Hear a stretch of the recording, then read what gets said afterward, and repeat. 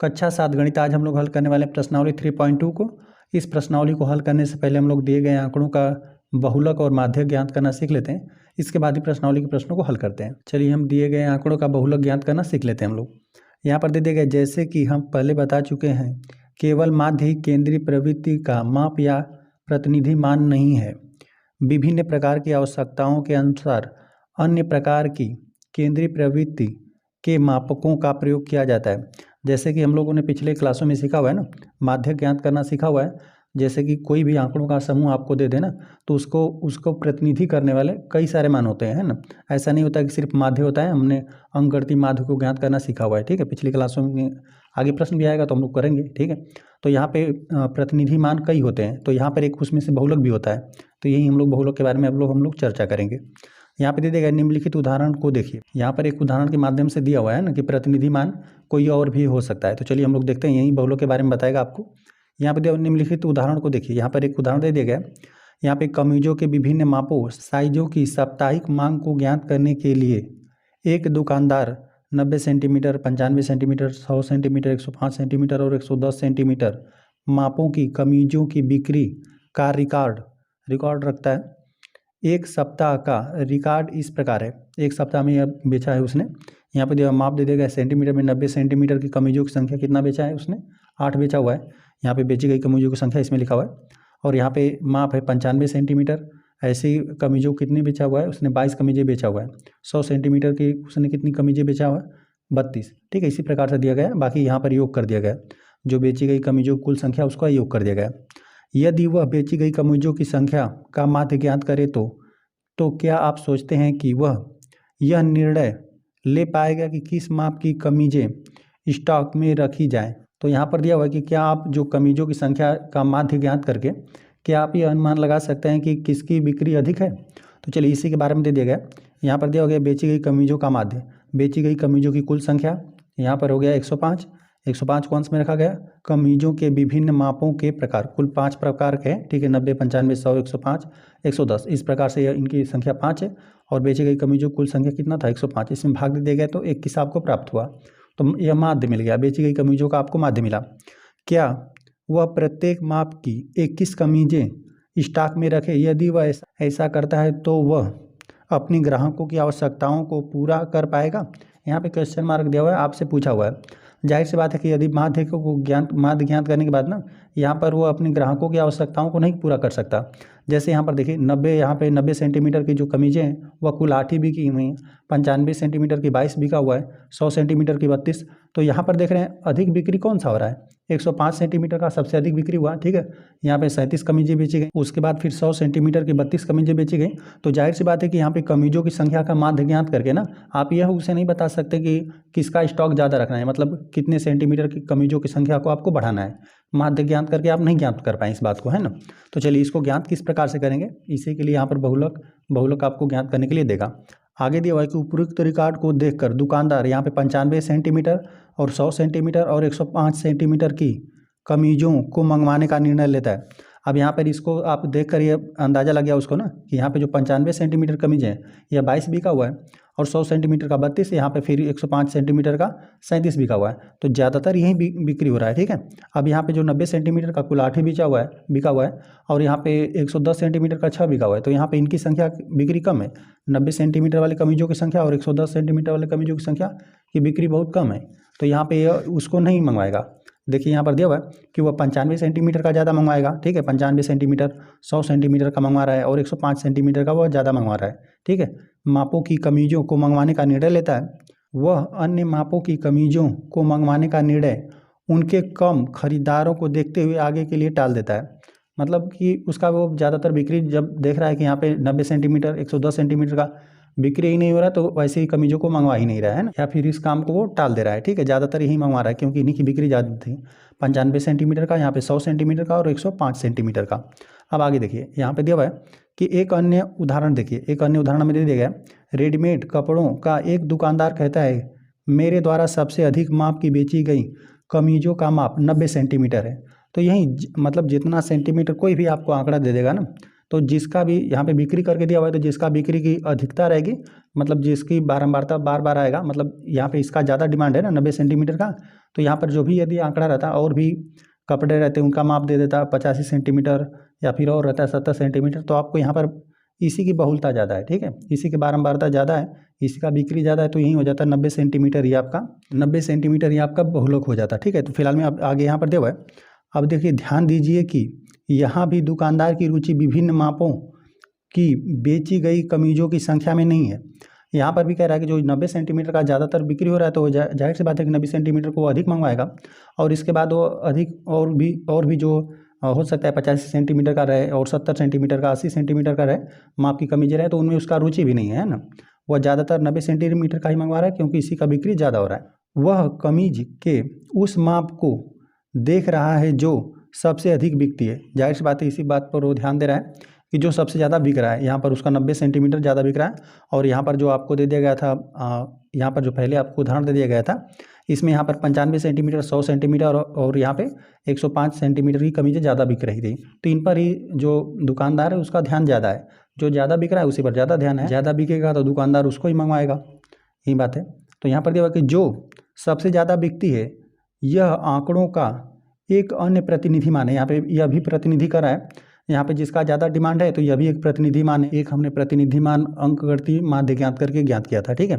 अब यहाँ पर भी जो यहाँ पर 90 सेंटीमीटर बता रहा था, जो भी दुकानदार था उसके कपड़ों में यहाँ पे 90 सेंटीमीटर की जो कमीज़ें थी वो ज़्यादा बिक रही थी, तो यहाँ पर यह भी एक आपको प्रतिनिधि मान दिख रहा है ना, जो भी आंकड़े दे दिए गए हैं यहाँ पर 90 सेंटीमीटर भी प्रतिनिधि कर रहा है। तो अब इसे क्या बोलते हैं, इसी को बोल देते हैं बहुलक। यहाँ पे आपको आगे दिया हुआ है सबसे अधिक बिक्री 105 सेंटीमीटर माप की कमीज़ों की बिक्री है।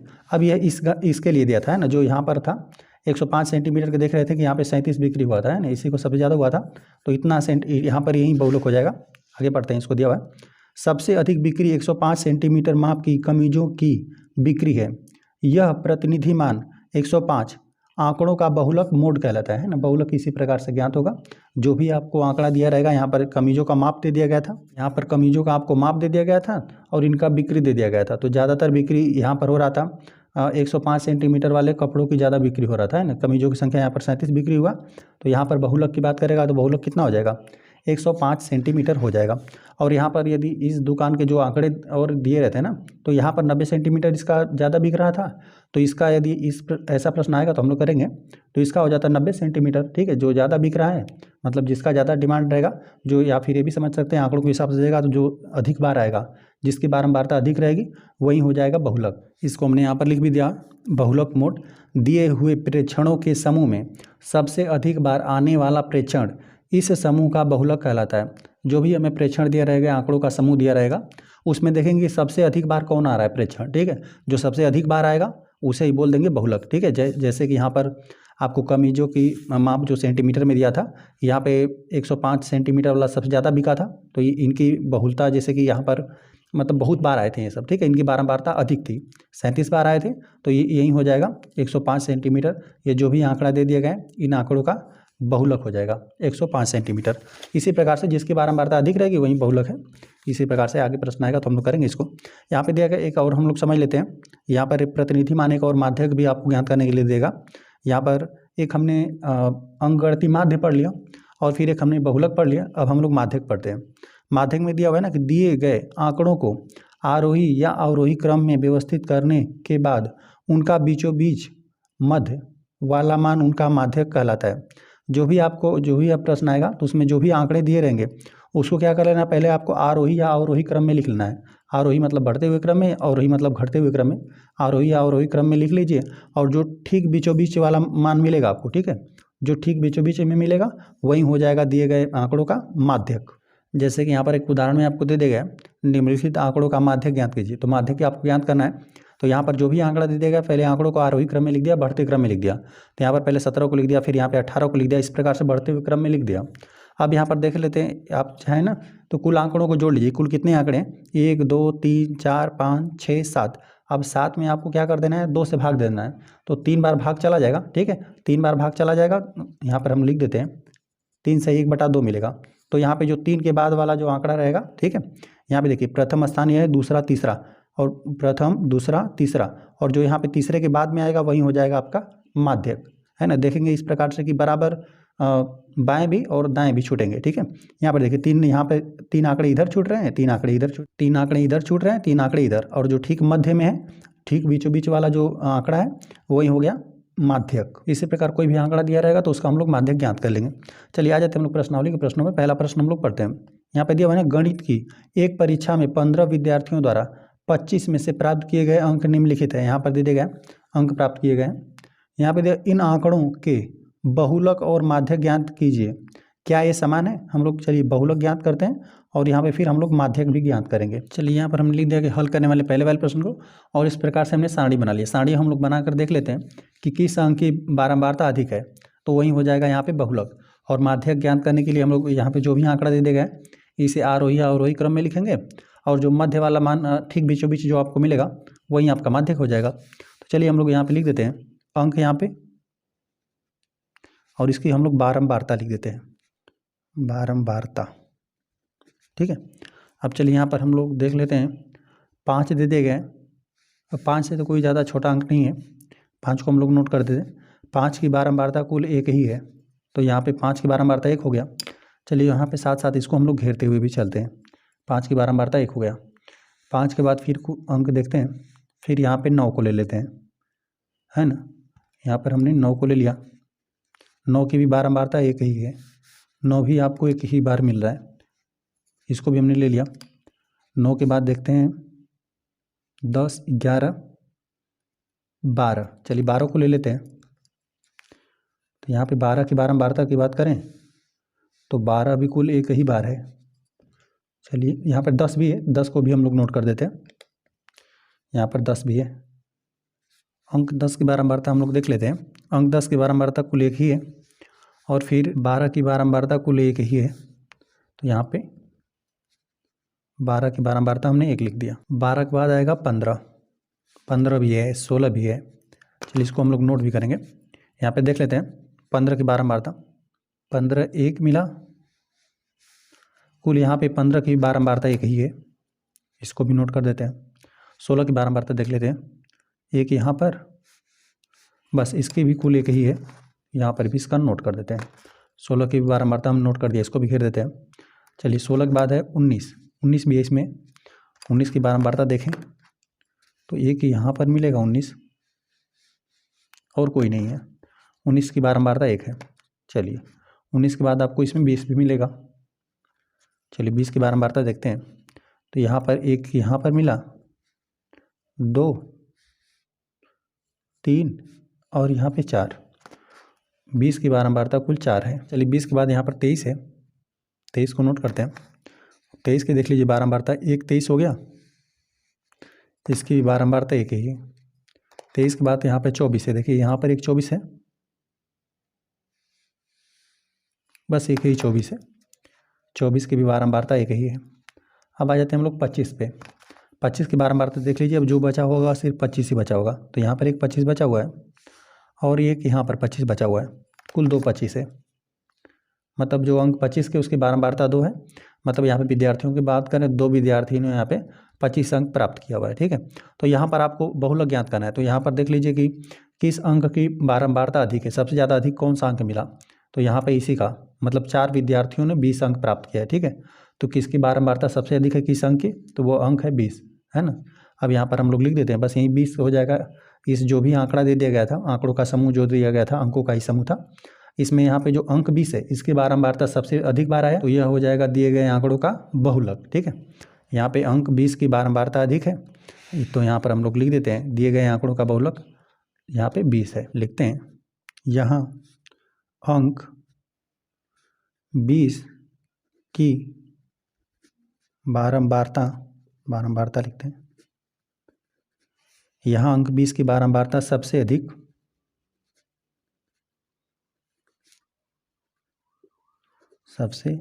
है, और सबसे अधिक की बात करें तो हमने बता दिया कितने बार आया हुआ है, 4 बार आया हुआ है, जो कि यहाँ पे सभी अंकों की यहाँ पर और जो सभी अंक मिले हुए हैं विद्यार्थियों को, इन सब से इसकी बारंबारता अधिक है।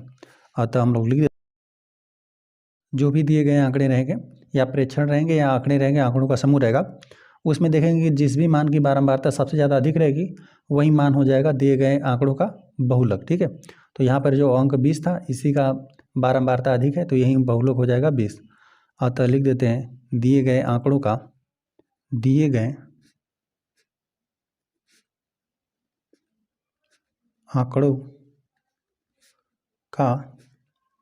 बहुलक 20 है। ठीक है, यहाँ पर आपने बहुलक ज्ञात कर दिया। चलिए बहुलक तो ज्ञात कर दिया आपने, अब आपको माध्यक ज्ञात करना है। ठीक है, तो माध्यक ज्ञात करने के लिए आपको क्या करना पड़ेगा, जो भी ये आंकड़े दिए गए हैं इसको तो हमने बढ़ते क्रम में तो लिख दिया, बस यहाँ पे बारंबारता इसकी ज़्यादा है। ठीक है, 4 बार है, यहाँ पे 20 की बारंबारता 4 है और 25 की 2 है। इस प्रकार से आप लिख देंगे। यहाँ पे आंकड़ों को आप बढ़ते ही क्रम में लिख दीजिए, है ना, क्योंकि यहाँ पर आंकड़ों को ही बढ़ते ही क्रम में हमने पहले लिख दिया। अब आंकड़ों को बढ़ते क्रम में आरोही क्रम में हम लोग लिख लेंगे और लिखने के बाद जो ठीक मध्य में मिलेगा वही हो जाएगा माध्यक। ठीक है, सिंपल है, लिख देते हैं आंकड़ों को आरोही क्रम में व्यवस्थित करने पर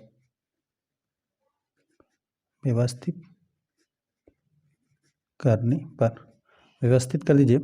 तो यहाँ पर हमने इसीलिए यहाँ पर बनाया था, अंक लिखा था और बारंबारता, ताकि हम लोग तुरंत ही इसको लिख पाएँ। ठीक है, आरोही क्रम में मतलब बढ़ते हुए क्रम में हम लोग लिख देते हैं।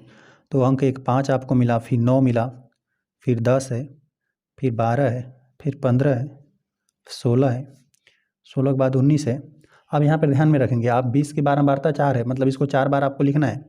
आपका जो भी यहाँ पे आंकड़ों का समूह दे दिया गया था, अंकों का समूह ना, तो यहाँ पे 20 कितना बार आया था, 4 बार, तो इसको 4 बार लिखेंगे, 20 20 और फिर 20 और फिर इस प्रकार से 20 4 बार हो गया।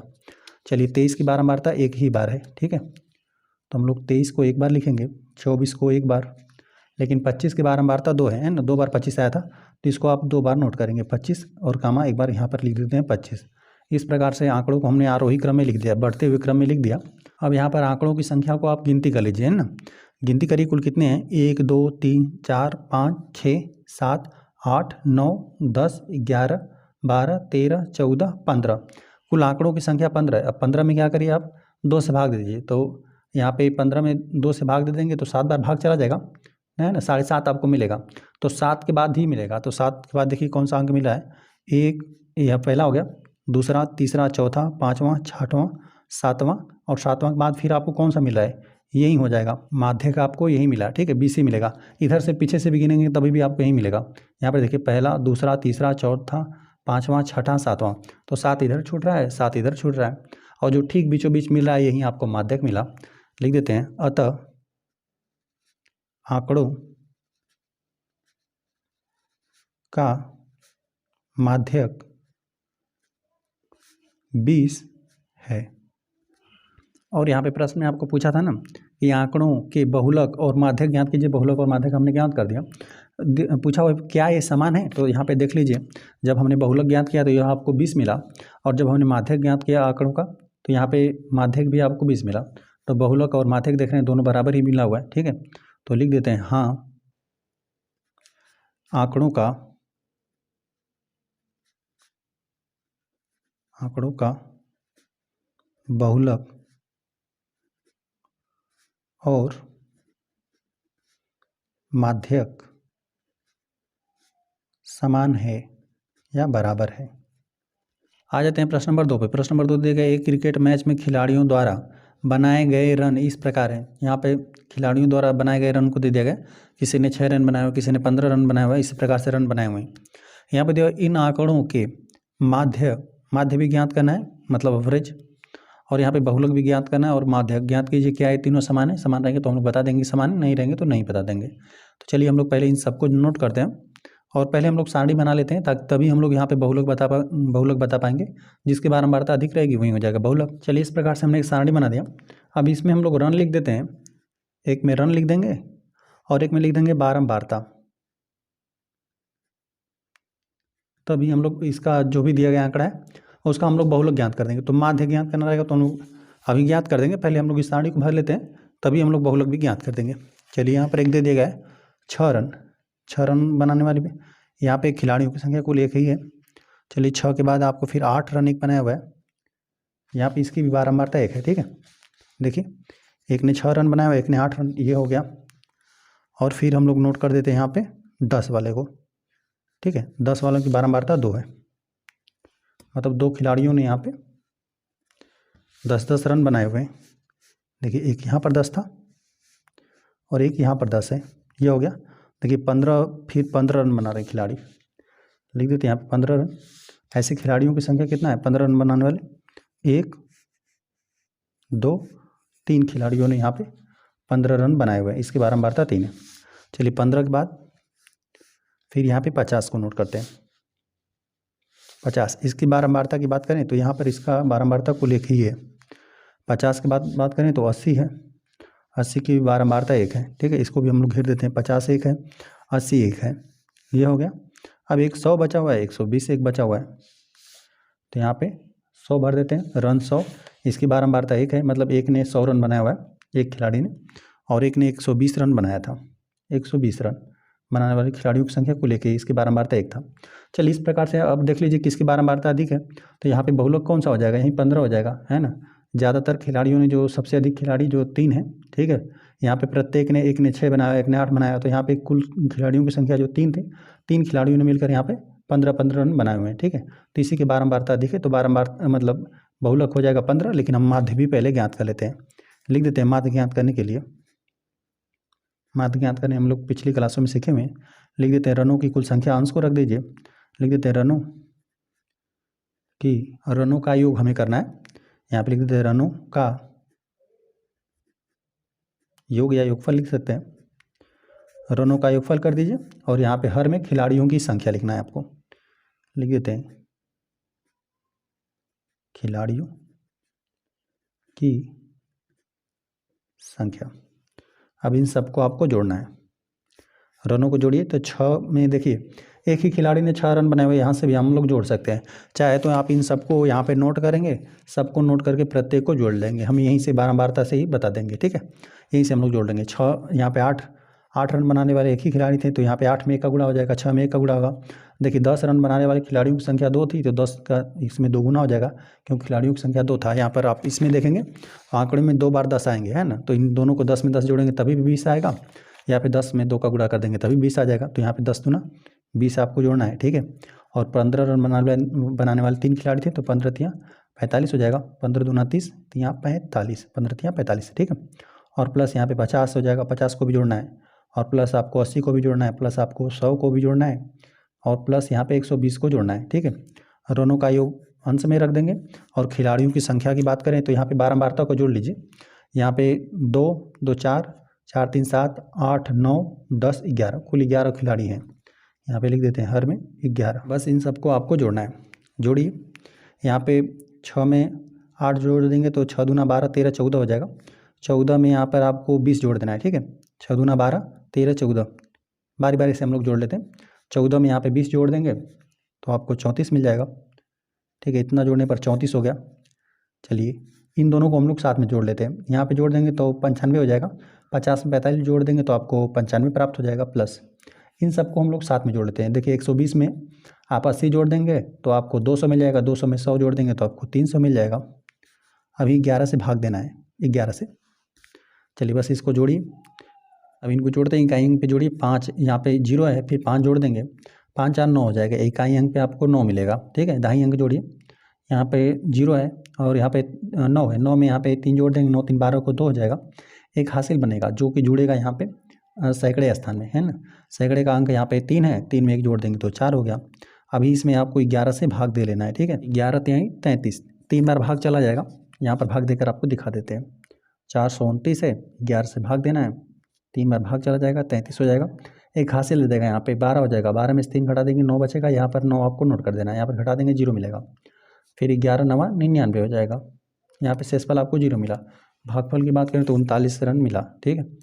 औसत बोल देंगे या माध्य आप इसे बोल देंगे। लिख देते हैं यहाँ पे आंकड़ों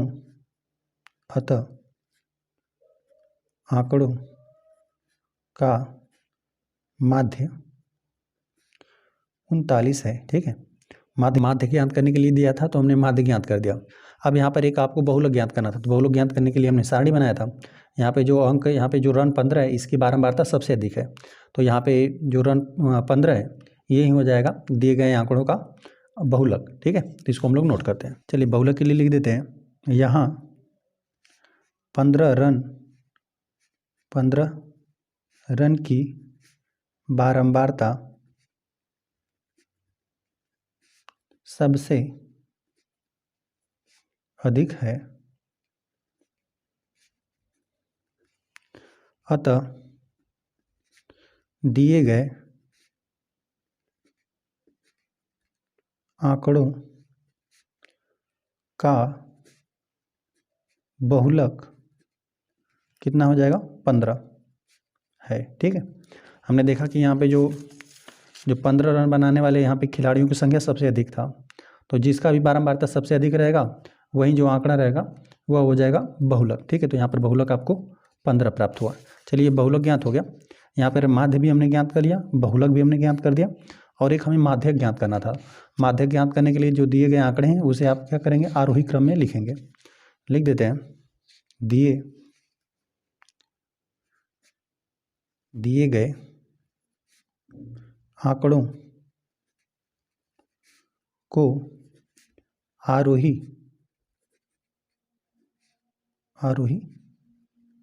क्रम में व्यवस्थित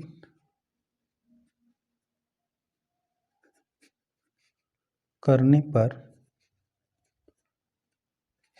पर हम लोग लिख देते हैं। अब देखिए यहीं से हम लोग देख कर बता देंगे। यहाँ पे आरोही क्रम में हमने पहले ही लिख दिया। ठीक है, 6 आएगा, फिर 8 आएगा, बस यहाँ पे बारंबारता जिसका जितना रहेगा, यहाँ पे 10 की बारंबारता 2 है तो हम लोग 2 लिख देंगे। ठीक है, बस इसको इस प्रकार से हम लोग नोट करते हैं। देखिए 6 की बारंबारता 1 थी तो यहाँ पे 6 को एक ही बार लिखा गया, 8 को एक बार, लेकिन 10 की बारंबारता 2 बार है, 2 बार 10 आया हुआ तो 2 बार यहाँ पर हमने 10 को लिख दिया।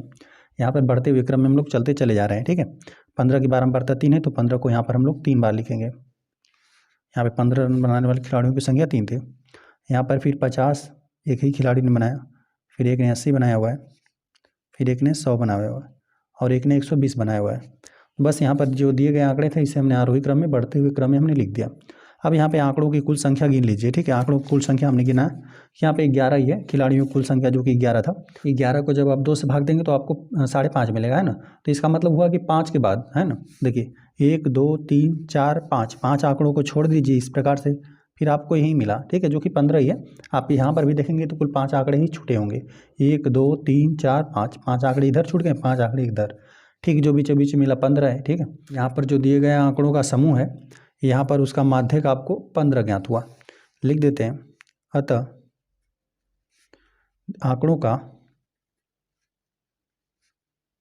आंकड़ों रहेगा का माध्यक 15 है।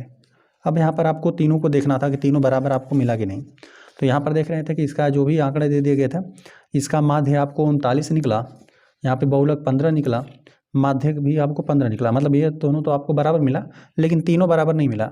हमें तीनों को दिखाना था, आपको प्रश्न में दे दिया गया था ना, क्या ये तीनों समान है। तो यहाँ पर 2 तो बराबर मिल रहे हैं, बहुलक और माध्यक बराबर मिल रहा है, लेकिन यहाँ पे जो माध्य है वो 39 मिला, बराबर नहीं मिला। ठीक है, लिख देते हैं, यहाँ ये तीनों समान नहीं है। जो भी दिए गए आंकड़े था, आंकड़ों का यहाँ पे माध्यम निकाला, बहुलक भी निकाला और माध्यक भी ज्ञात किया, तो तीनों बराबर नहीं मिला था। आ जाते हैं प्रश्न नंबर 3। प्रश्न नंबर 3 दे दिया गया, एक कक्षा के 15 विद्यार्थियों के भार केजी में, किलोग्राम में दिया हुआ है, इस प्रकार है। तो चलिए यहाँ पर भार दे दिया गया 15 विद्यार्थियों के, यहाँ पर गिनेंगे तो आपको 15 मिलेगा। यहाँ पर कोई 38 किलो का है, कोई यहाँ पर 42 किलो का, कोई 35, इस प्रकार से दे देगा। पहला में दे देगा इन आंकड़ों के बहुलक और माध्यक ज्ञात कीजिए। यहाँ पे पहले में हम लोग को बहुलक ज्ञात करना है और माध्यक भी ज्ञात करना है। यहाँ पे देखो क्या इनके एक से अधिक बहुलक हैं। यहाँ पे बहुलकों की संख्या हमें बताना है कि क्या इनके एक से अधिक बहुलक मिले। चलिए ये भी हम लोग जवाब दे देंगे। पहले यहाँ पर हम लोग बहुलक ज्ञात करते हैं और माध्यक ज्ञात करते हैं। चलिए तीसरे के फर्स्ट प्रश्न को हम लोग पहले हल करते हैं। पहले यहाँ पर बहुलक और माध्यक को हम लोग ज्ञात करने का प्रयास करते हैं। चलिए पहले यहाँ पर पहले में आपको भार दे दिए गए, पहले में हम लोग लिख देते हैं भार, और ये जो कि दिया हुआ है केजी में, और दूसरे में हम लोग लिख देते हैं बारंबारता। देख लेते हैं, जिसकी बारंबारता अधिक रहेगी वही हो जाएगा बहुलक। तो यहाँ पे चलिए एक आपको दे दिया गया है ना, 38 किलोग्राम है। ठीक है, चलिए 38 किलोग्राम के यहाँ पे कुल यहाँ पे विद्यार्थियों की संख्या कितना है, 138 हो गया, फिर यहाँ पे 2 और कुल 3। चलिए ध्यान से मिलाते रहेंगे इसको। यहाँ पे 38 किलोग्राम वाले विद्यार्थियों की संख्या 3 है, ठीक है, ये हो गया। चलिए फिर हम लोग 42 को नोट करते हैं, इसी प्रकार से नोट कर देते हैं, फिर हम लोग आरोही क्रम में लिख लेंगे। यहाँ पे 42 किलोग्राम के देख लेते हैं विद्यार्थियों की संख्या। एक यहाँ पर हो गया, फिर यहाँ पे कुल एक ही है, ठीक है। 42 किलोग्राम वाले विद्यार्थियों की संख्या यहाँ पर एक ही मिला, इसकी बारंबारता एक है। अब यहाँ पर देख लेते हैं 35। चलिए यहाँ पर 35 को हम लोग देख लेते हैं। यहाँ पर 35 किलोग्राम का एक ही हो गया, बस एक ही है, ठीक है, इसकी बारंबारता एक ही। चलिए यहाँ पर अब 37 किलोग्राम का देख लेते हैं। 37, चाहे तो इसे बढ़ते क्रम में भी आप लिख सकते हैं। 37 किलोग्राम का केवल एक ही है, केवल एक ही है, यहाँ पे 37 का हो गया। चलिए 45 को भी हम लोग लिख देते हैं। 45 किलोग्राम का देख लेते हैं यहाँ पे, तो केवल एक ही है। फिर 50 किलोग्राम की बात करेंगे तो केवल एक ही है, यहाँ पर भी 50 किलोग्राम का भी एक ही विद्यार्थी है। चलिए 32 किलोग्राम का देख लें, तो यहाँ पर भी 32 किलोग्राम का भी विद्यार्थी एक ही है, ये हो गया। फिर 43 किलोग्राम पे आ जाते हैं। चलिए इसे यहाँ पे 32 किलोग्राम घेर देते हैं। अब देखिए 43 किलोग्राम के यहाँ पे एक मिला, 2 मिला, 3, ठीक है। 43 किलोग्राम के यहाँ पे विद्यार्थियों की संख्या कुल 3 है, ये हो गया।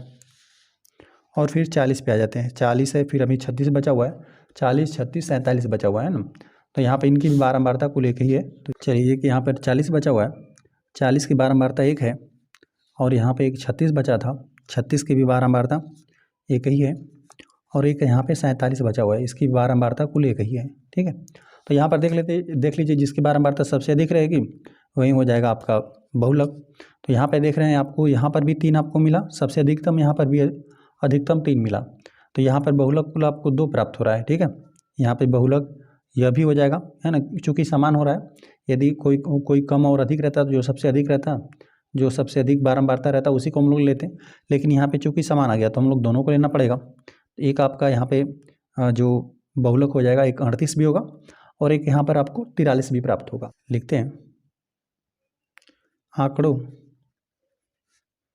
का बहुलक, यहाँ पे 38 को भी लिख दीजिए।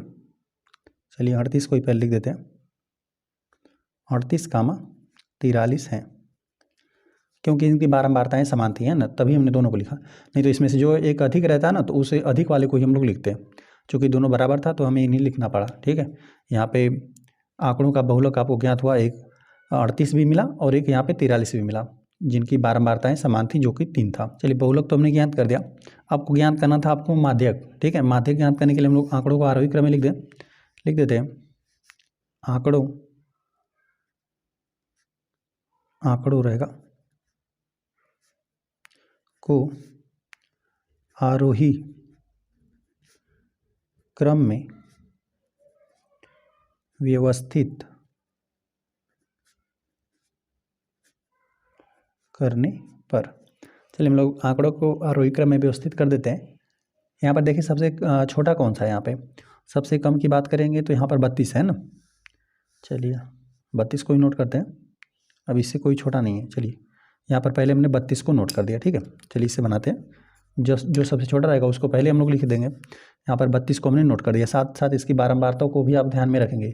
इसकी बारंबारता एक ही था, तभी हमने इसको एक ही बार बनाया। चलिए यहाँ पर ये हो गया 32, 32 के बाद 33 नहीं है, 33, 34 की बात करें 34 भी नहीं है, फिर आपको मिलेगा 35, ठीक है। तो 35 को हम लोग नोट कर देते हैं, इसकी बारंबारता एक ही है। यहाँ पर 35 को हम नोट कर दिया।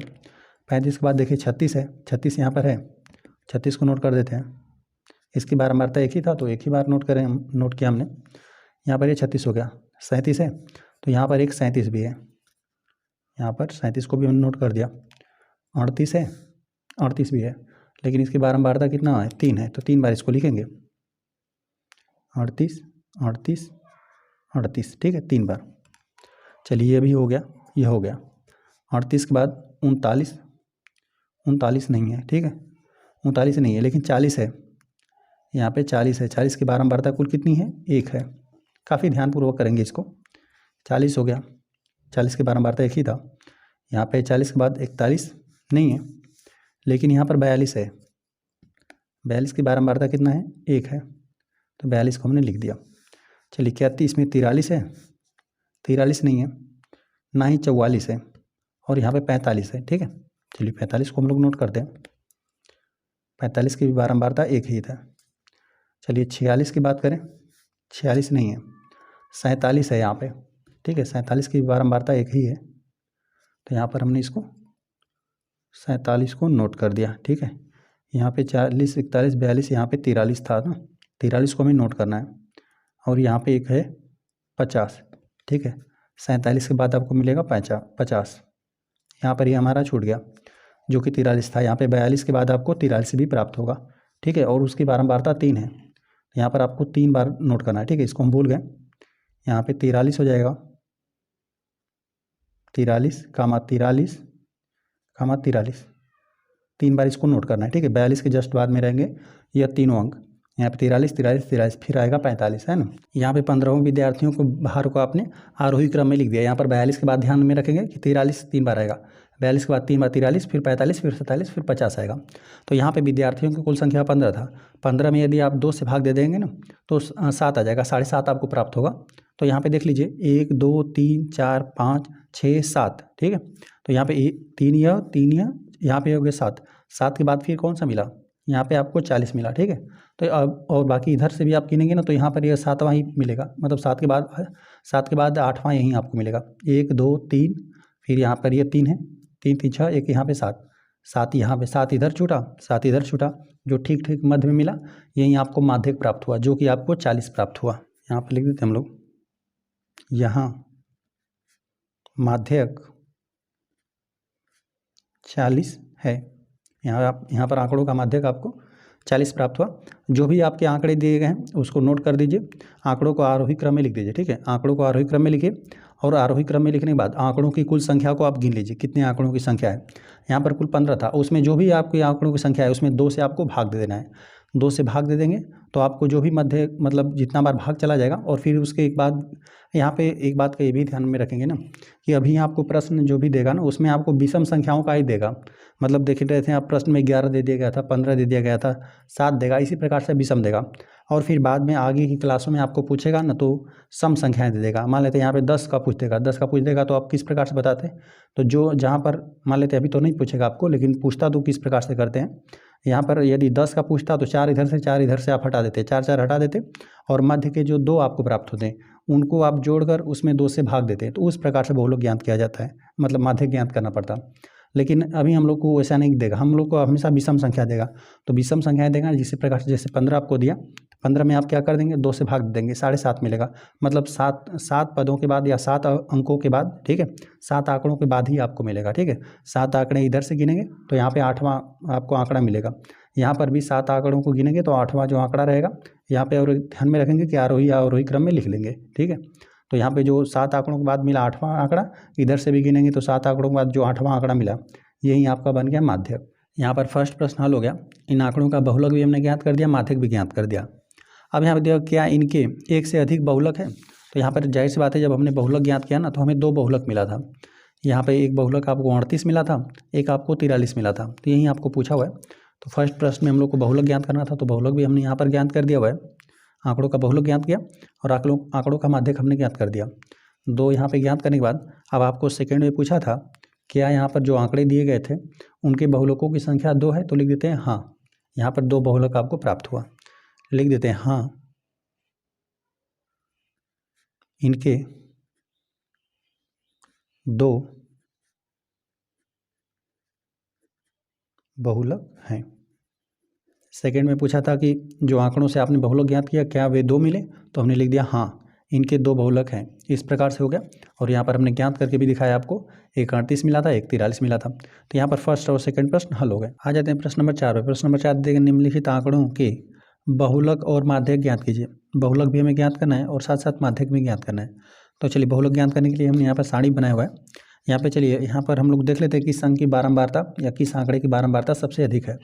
यहाँ पर लिख देते हैं आंकड़े और यहाँ पे लिख देते हैं बारंबारता। देख लेते हैं किसकी बारंबारता अधिक है। चाहे तो आंकड़ों को आरोही क्रम में लिख सकते हैं या फिर पहले जो शुरुआत में उसी को लिख दीजिए, फिर यहाँ पर काफ़ी ध्यानपूर्वक करेंगे इसको। चलिए यहाँ पर 13 को हम लोग लिख देते हैं। देखिए 13 की यहाँ पे बारंबारता मतलब कितनी बार आया हुआ है 13, एक बार यहाँ पे और कुल 2 बार आया हुआ है ना। चलिए 13 अंक यहाँ पे जो आंकड़ा 13 है इसकी बारंबारता कुल 2 है, ये हो गया। चलिए अब हम लोग 16 को नोट करते हैं। देखिए 16 कुल एक ही बार है तो यहाँ पर 16 की बारंबारता एक ही है, ठीक है। अब हम लोग 12 का चेक करते हैं। 12 की बात करें तो यहाँ पर एक बार, यहाँ पर 2 बार, कुल 2 बार आया हुआ है, ठीक है। 12 के बाद यहाँ पे 14 का हम लोग चेक करते हैं। 14 की बारंबारता देख लीजिए 1 2 3 बार आया हुआ है। 14 की बारंबारता 3 है। 14 के बाद यहाँ पर एक 19 बचा हुआ है। 19 की बारंबारता की बात करेंगे तो कुल एक ही है, ठीक है। तो इस प्रकार से आप जो भी आंकड़े दे गया था सभी आंकड़ों को हमने लिख दिया और उनकी जो भी बारंबारताएँ थे उसे हमने लिख दिया। तो यहाँ पे देख लीजिए जिसकी सबसे मतलब किस आंकड़े की बारंबारता सबसे अधिक है, तो यहाँ सबसे अधिक की बात करें तो यही है ना, जो यहाँ पे आंकड़ा जो 14 है यही सबसे अधिक बार आया हुआ है, 3 बार आया हुआ है। तो यहाँ पे यही हो जाएगा दिए गए आंकड़ों का यहाँ पे बहुलक, ठीक है। बहुलक यही हो जाएगा 14। यहाँ आंकड़ों का बहुलक 14 है, ठीक है। इसी की बारंबारता सबसे अधिक थी तो यही हो जाएगा, यही आंकड़ा हो जाएगा बहुलक, ठीक है। ये बहुलक हो गया। चलिए हम लोग माध्य ज्ञात कर लेते हैं। लिख देते हैं आंकड़ों को आरोही क्रम में, आंकड़ों को आरोही क्रम में व्यवस्थित करने पर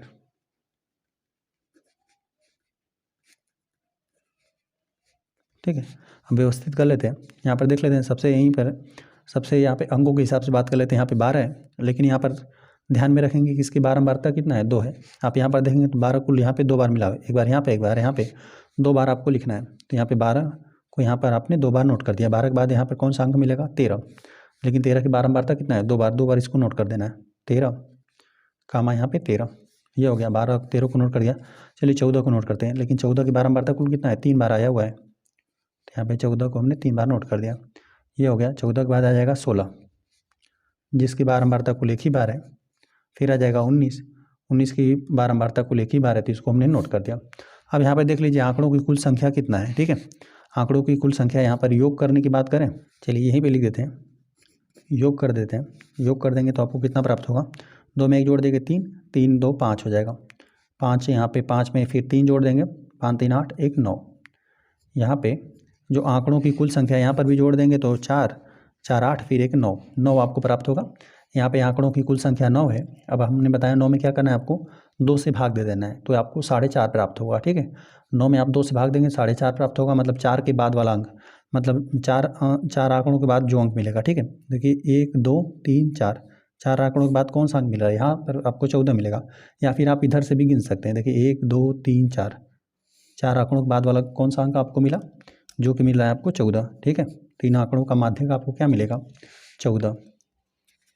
यहाँ आंकड़ों का माध्यक 14 है। यहाँ पर देख रहे हैं दोनों जो कि सेम ही है, बस इतना ही पूछा था। तो हमें बस बहुलक ज्ञात करना था और माध्यक ज्ञात करना था। तो बहुलक भी हमने ज्ञात कर दिया, जो दिए गए आंकड़े था आंकड़ों का यहाँ पर हमने बहुलक ज्ञात किया तो 14 मिला, और आंकड़ों का यहाँ पे माध्यक हमने ज्ञात किया तो यह भी आपको 14 ही प्राप्त हुआ। आ जाते हैं प्रश्न नंबर 5 पे। प्रश्न नंबर 5 दे दिया गया ना, बताइए कि निम्नलिखित कथन सत्य हैं अथवा असत्य। सत्य असत्य बताना है।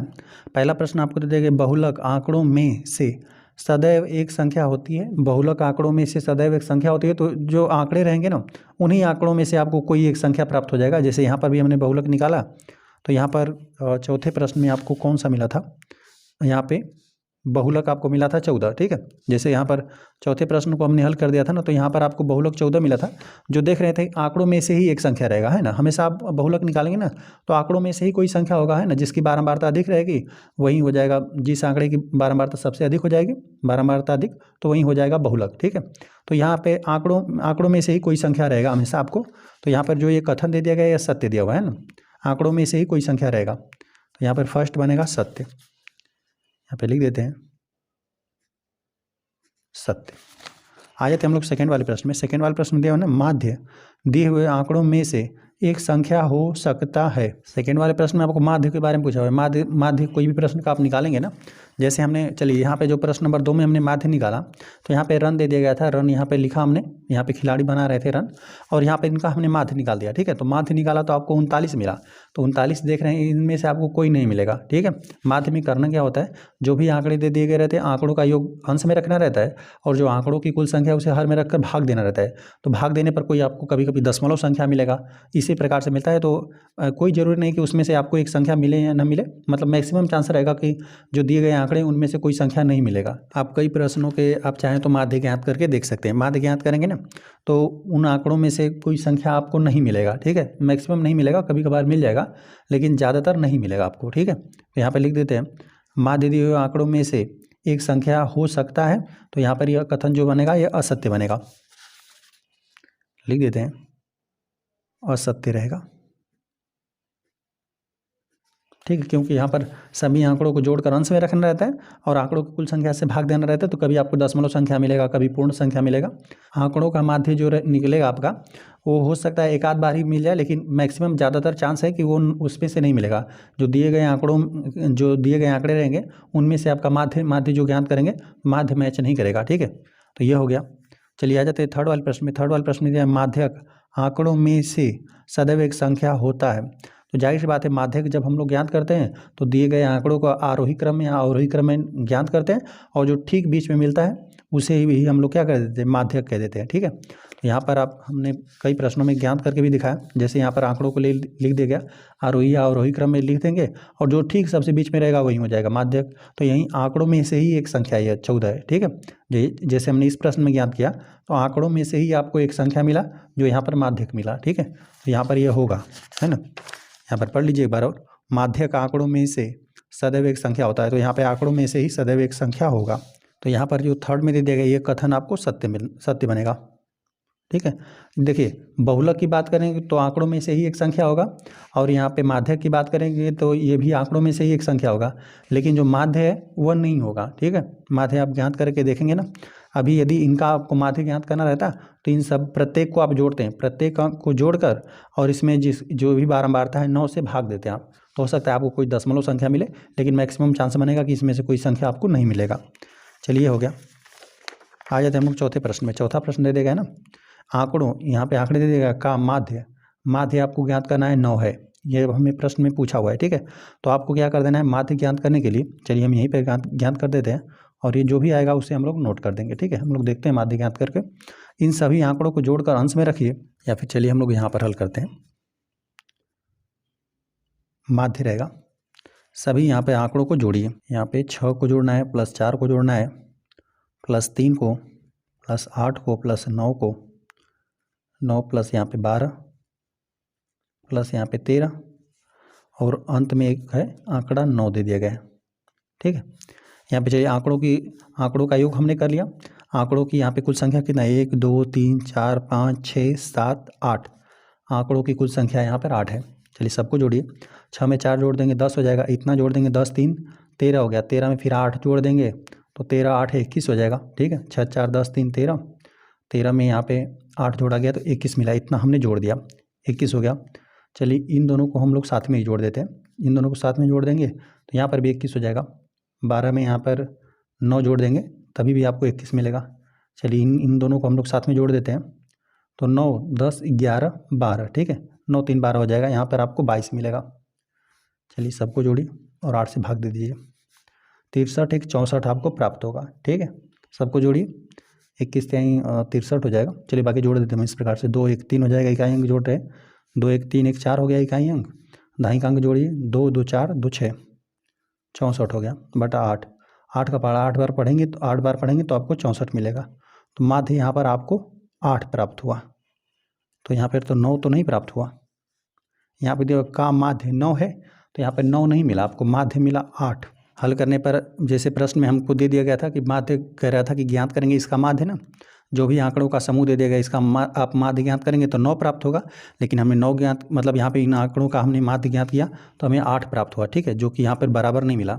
तो यह जो कथन दे दिया गया था कि इन आंकड़ों का आप माध्य ज्ञात करेंगे तो 9 प्राप्त होगा, तो हमने आंकड़ों का माध्य ज्ञात किया तो 8 मिला, जो कि कथन दिया था वो असत्य दिया था। तो यहाँ पर हम लोग असत्य नोट कर देते हैं, यहाँ पे असत्य। इस प्रश्नावली में कुल 5 ही प्रश्न थे, 5 प्रश्न हल हो गए। वीडियो पसंद आया तो वीडियो को लाइक कर दीजिए। यदि चैनल पर नया है तो कृपया चैनल को सब्सक्राइब कर दीजिए।